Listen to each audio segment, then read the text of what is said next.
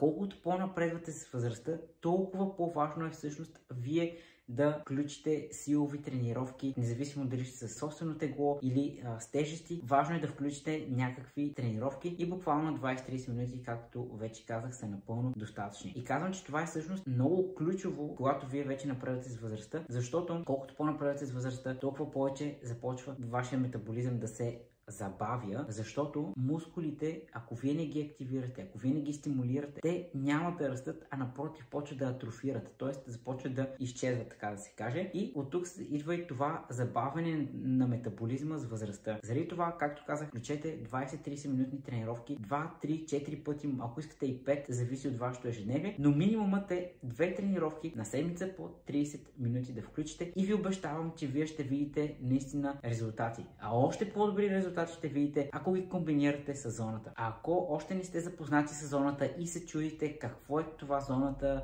това начин на хранене ли е, тренировки ли са, какво е това нещо. Това е начин на хранене, който е устойчив, който ви помага вие да свалите излишните килограми и да бъдете в топ здраве и топ форма, без да се лишавате от вашите любими храни.